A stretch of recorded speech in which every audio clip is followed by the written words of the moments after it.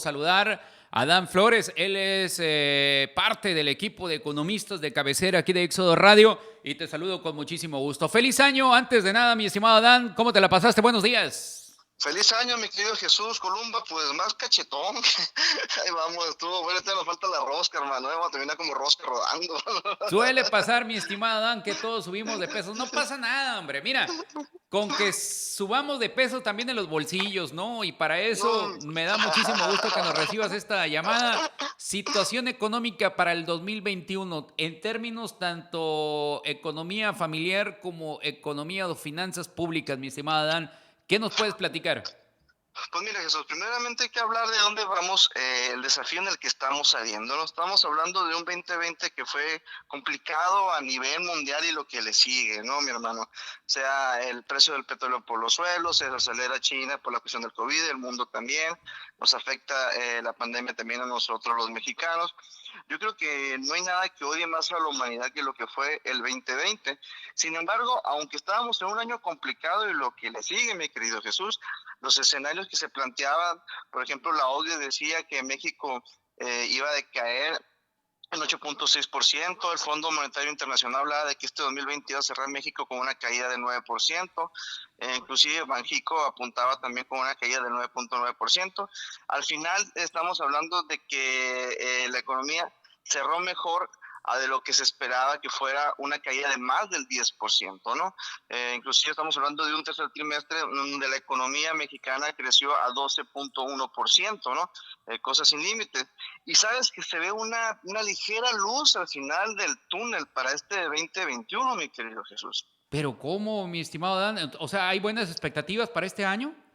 Mira, este año sigue siendo difícil, ¿eh? Hay recortes, hay complicaciones, pero por ejemplo, la OCDE ya habla de que México este 2021 va a crecer casi a un 4%, 3.6%.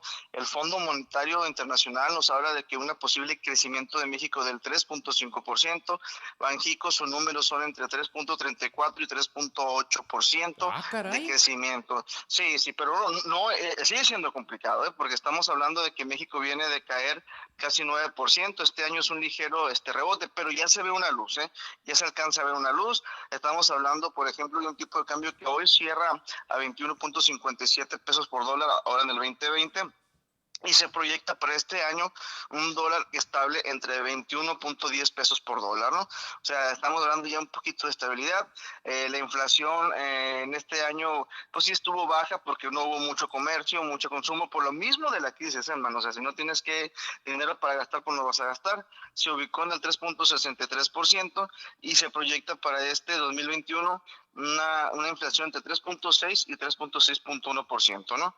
En este mismo rubro, por ejemplo, los indicadores, la bolsa mexicana vuelve a agarrar rigor. Estamos hablando de que el fin de semana pasado, la última operación de la bolsa cerró en 44,066 puntos, mucho mejor de los 38,000 puntos que llegó a tener el año pasado, y un precio de la mezcla mexicana de exportación del petróleo en casi $50, ¿no? $47.16 por barril, o sea, mucho mejor. ¿Te acuerdas cuando estaba negativo el petróleo, mi buen Jesús? Sí, ¿cómo no? Sí, sí, sí, ahorita todavía sigue siendo relativamente bajo, ¿no? Pero ahí va. Y en términos de lo que es gobernanza, en términos de manejo de la deuda, eh, sí hubo un aumento del 2019 al 2020, mi querido Jesús, pero gran parte de eso se debe a las correcciones ya de las expectativas a través del tipo de cambio por las movilidades que ha habido, la crisis. Estamos hablando de que la administración actual recibe una deuda de 10.38 billones de pesos, que representaba el 53.62% del Producto Interno Bruto Nacional. Para 2019, esta deuda apenas crece a 10.56 billones de pesos, y inclusive en proporción del PIB baja. Ya estábamos hablando del 55.5% a nivel nacional. Sin embargo, ya por estos factores, en 2020 la deuda sí se aumenta, se va hasta 12.07 billones de pesos y aumenta la proporción del PIB, del Producto Interno Bruto Nacional, en 55.4%. Sin embargo, no hay que aterrarnos porque este nivel de endeudamiento del 50% del PIB ya viene de hace varios años hacia atrás. No estamos hablando desde el 2013 para acá, 2014, ya está la deuda en ese punto.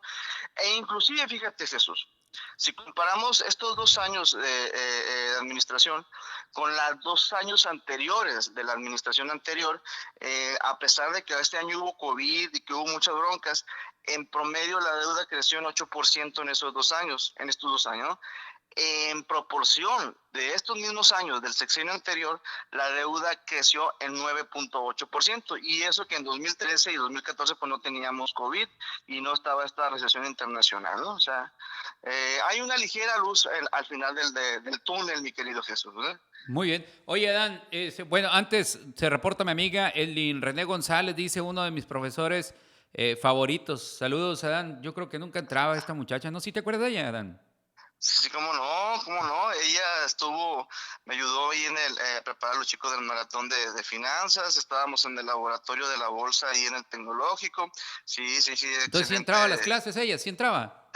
Sí entraba. De hecho, Bueno, era una de mis ayudantes. muy bien. Oye, Adán, entonces ya nos dijiste que el panorama se puede ver, la luz al final del túnel, pero ¿qué onda? Nosotros, como el ciudadano de pie, que Ujú. dicen que el salario mínimo ha incrementado a 140 pesos, ¿vamos a tener una lanita en el bolsillo o cómo van a estar las finanzas acá en lo personal? No, sí va a ser año difícil, ¿eh? Eso todavía no hemos pasado la prueba más difícil. Sin embargo, el rumbo económico ahí lo llevamos. Se tiene que reflejar un poco más de estabilidad que este 2020 que pasó. Además, viene una serie de factores que tenemos que tomar en cuenta, mi querido Jesús, y que le afecta al ciudadano.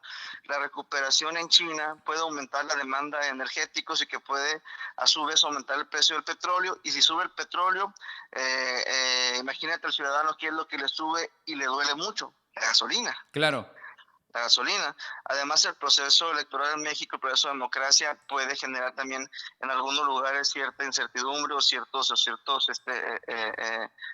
momentos de tensión.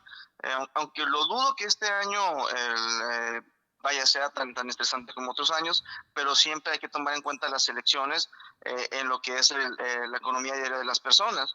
Y por otro lado, otro punto que debe tomar en cuenta el ciudadano actual pues son las reglas de origen del TECMEC, porque muchos de ellos exigen que de este lado de la frontera, en el bloque económico en el que estamos, se atiendan o se den algunas prerrogativas a favor de los trabajadores mexicanos, mismos que pueden beneficiar al trabajador y que a su vez es un reto para el gobierno, porque tiene que compensar esos ingresos, tal vez como lo hace Francia. Francia decía: no me toques a mi trabajador, yo te voy a ayudar con carreteras, te voy a ayudar con subsidios y demás cosas, ¿no?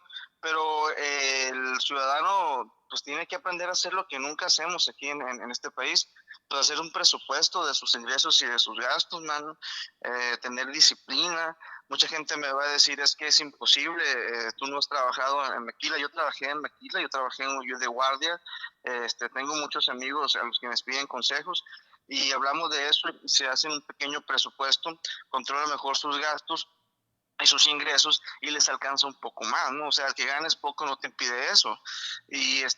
Pero a ciencia cierta, difícilmente el 2021 va a ser peor que el 2020, ¿no, mi muy querido bien, Jesús? correcto. Adán, pues te agradezco mucho como siempre y pues ya sabes, siempre micrófonos abiertos para tus comentarios. Cuídate mucho, Jesús. Columba, nos vemos con la Rosa. Me guardas, por favor, Roski, cafecito, ¿no? Por supuesto que sí, un abrazote fuerte, mi Adán. Sale, cuídate, saludos. Saludos, buenos